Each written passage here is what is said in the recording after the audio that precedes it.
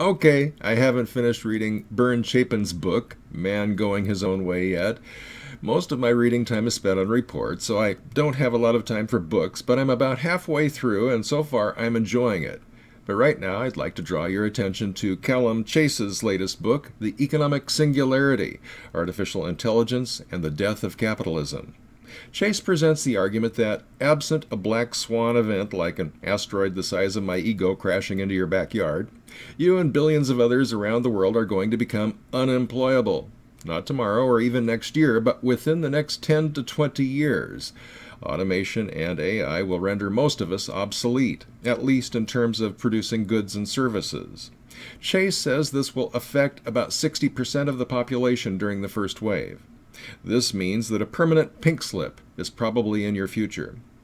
Having made a couple of videos on this subject in support of a guaranteed basic income, the most common response has been "so," followed by "it's survival of the fittest, and if a person is obsolete, let them die." Turd-flinging Monkey's videos on the subject express that view. He and those who agree ignore the purpose of life.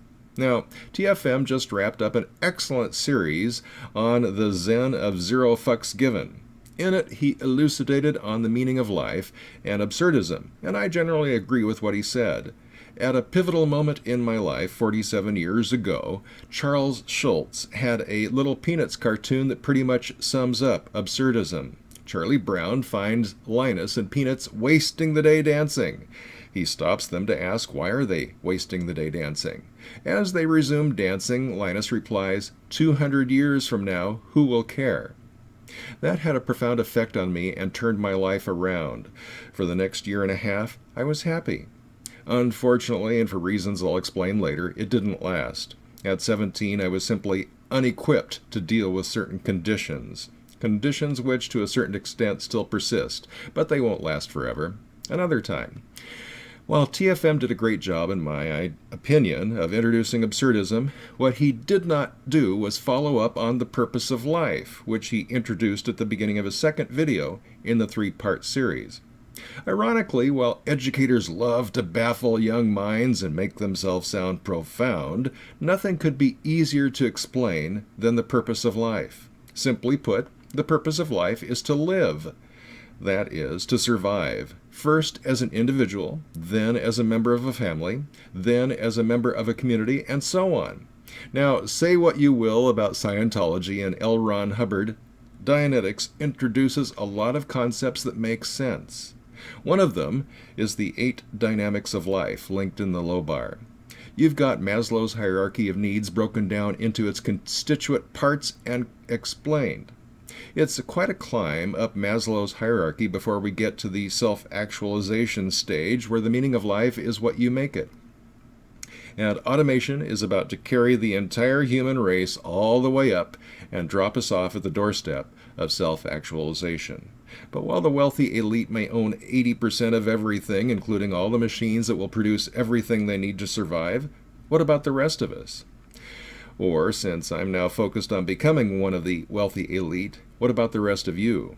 If TFM and others have their way, when you are no longer employable, then you'll just curl up in a corner and die. Survival of the fittest and all that. But of course, that won't happen. At the extremes, there will be an all-out war between the masses and the elite on the one end, with the elite employing robotic armies, poisons, and other weapons of mass destruction while the masses engage in guerrilla warfare. And at the other end, there will be something like what Robert Heinlein described in his first, and until very recently unpublished book, For Us, the Living. If we say no to an all-out war and choose something like Heinlein described, does that mean we will eliminate property rights? After all, when work is no longer necessary to survive, then the question becomes, why should anybody be allowed to monopolize the means to survive? On the other hand, if we agree that everybody should be allowed to own their shit, starting with their own body and life, then how can we impose a system in which they are forced to share? What Heinlein described in his book took nothing away from anybody. And if you build on this by employing Martin Armstrong's proposed solution to eliminate all taxes, then property rights remain intact. You get to keep your shit. While at the same time, the vast majority of human of the human race will not starve, freeze, or otherwise be called upon to curl up in a corner and die. About property rights and survival of the fittest. Herbert Spencer coined the phrase, survival of the fittest, and he loosely applied Darwin's theories to create social Darwinism, survival of the fittest. It's a neat term. It appeals to those of us who feel ourselves fit and capable and confident to confront the challenges of life, but does it justify inheritance? Through intelligence, hard work, luck, and more than a little criminal behavior, Bill Gates built Microsoft. Good for him. He built it, he took the risks, he reaps the rewards. They are his property. But what about his children, his grandchildren, and so on? What have they done? Nothing. So if in this rapidly approaching future, by virtue of the vast fortune they will inherit, they will get to survive where billions of others might perish, this is not survival of the fittest. Luck and vicious behavior had much to do with Microsoft's success. If those of us who try to live virtuous lives conclude that virtue will lead to extinction, and most of us then embrace a more vicious ethic, civilization will rapidly collapse in the ensuing chaos. Cheating only works when most people don't do it. And since Bill Gates' progeny get their massive inheritance in large part due to cheating, and through no merit of their own, how does their survival have anything to do with being the fittest? It doesn't. Now, I'm not arguing for limiting or eliminating inheritance. A person spends a lifetime creating wealth. It's their property. They should get to pass it on to whomever they wish. But in the age of robots, how will people survive when almost everything that people do today to survive has been made obsolete? When in fact most people will be connected to the global mind of the net where their intelligence will be magnified, and as a race we might achieve virtual, if not actual, transcendence of some kind in less than 2 generations.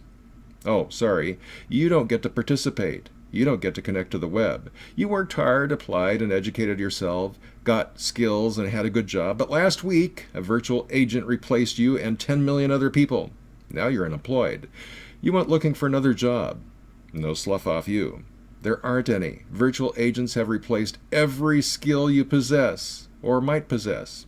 You applied to pick fruit and berries and vegetables, but robots now do that better than any human could. No jobs there either.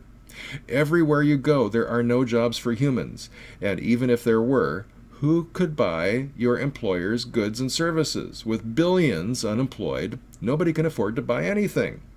So we're heading for a future in which the wealthiest families will live in walled enclaves or space-bound cities like the movie Elysium, or if they joined Elon Musk, in cities on Mars.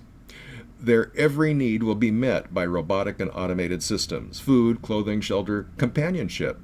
The most convenient thing for them will be for you to just die. Will you? The purpose of life is to live. Robert Heinlein's scenario, in which the guaranteed basic income is funded not by taxes, but by a virtual printing press, makes more sense than any scenario that will lead to a zombie apocalypse, in which billions of people hurl themselves at a wealthy elite whose survival depends on most of us dying.